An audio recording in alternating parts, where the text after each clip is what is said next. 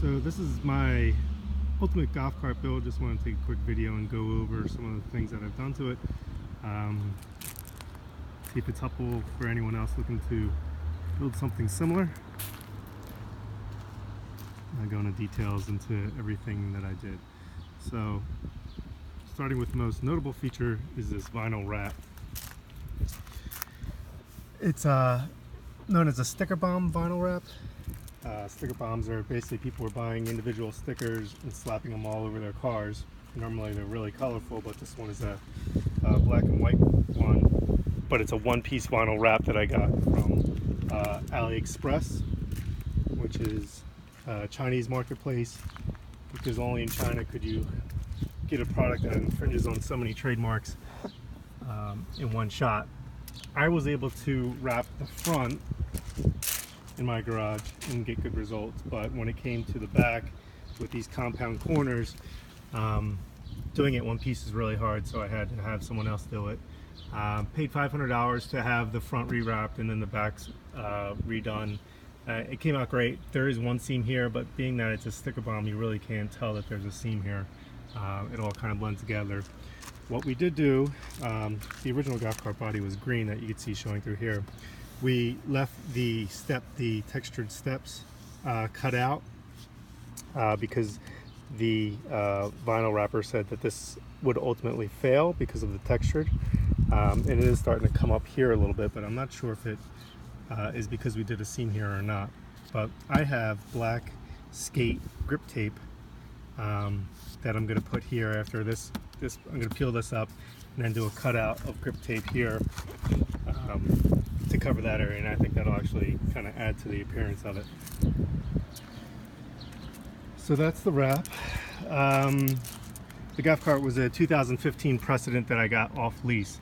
I guess the second part is the light kit, which is just a generic eBay, what they're calling a deluxe light kit, with this front LED for the club car Precedent. It comes with a bumper. It comes with a full wiring harness. It comes with the column cover, the turn signal stalk with horn on the outside, and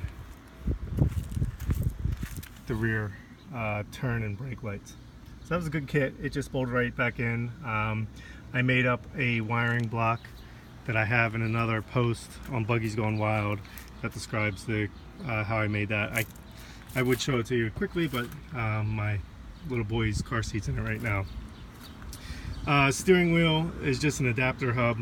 Took off the ugly old generic golf cart version, put on a rocks steering wheel. It's fine.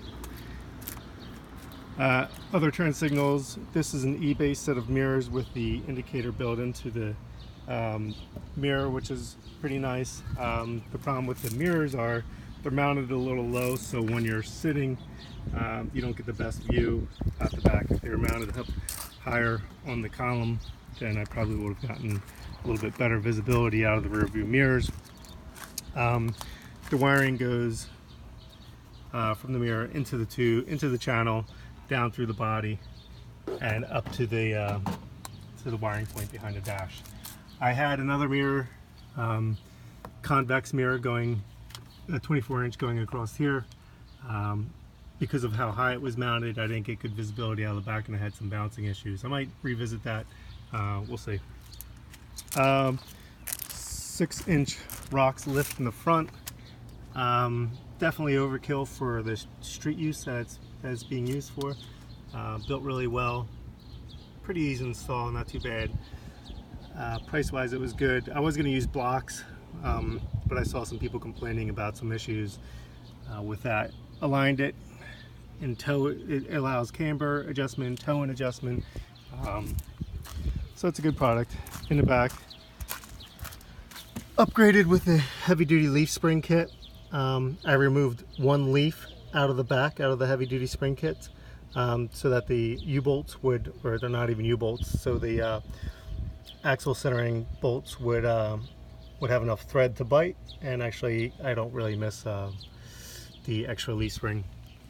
And the heavy-duty leaf springs were for this rear seat deck kit. again, bought off of eBay.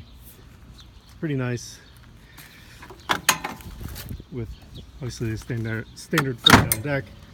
4-point seatbelt locations. I like it's all stainless steel hardware, which is really nice.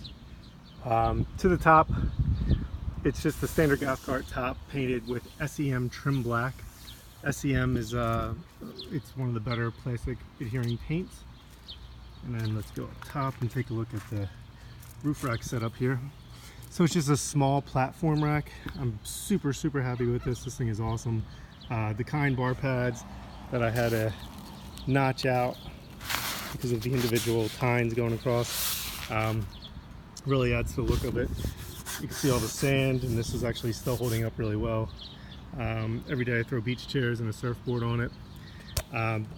These bungee cords are awesome. They're adjustable length bungee cords with plastic hooks, so the plastic isn't going to dig into the paint on the roof rack, and it's really good.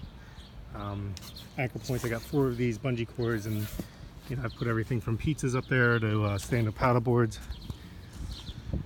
Got a new front window glass, mounted the manual wiper there.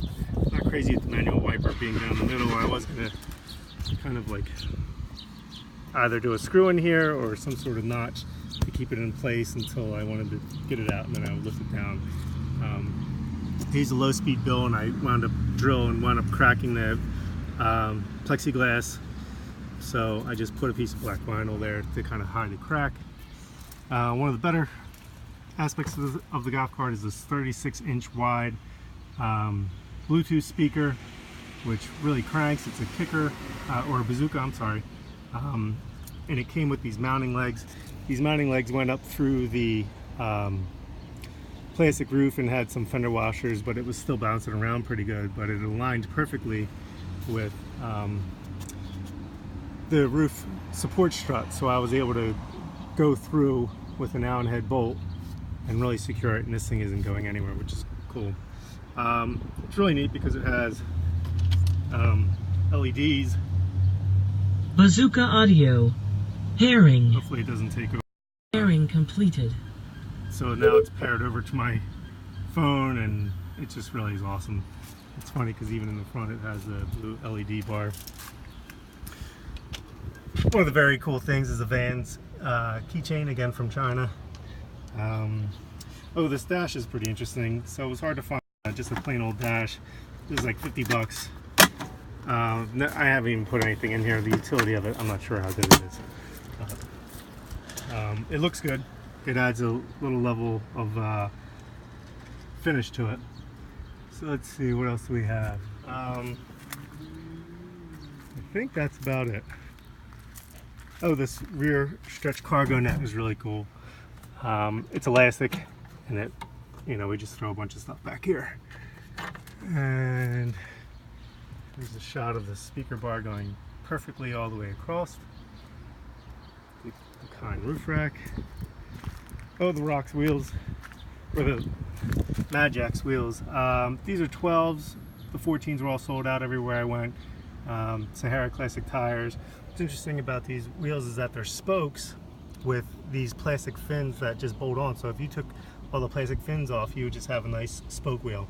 The carbon fiber look is kind of not authentic looking. I might take them off and paint them, but they kind of break up the whole black wheel deal. Yeah, that's about it. Really dirty. Batteries are stock. It has an Alltrax XTC 400 controller, doing about 25-26 miles an hour. Batteries are still good, and that is it.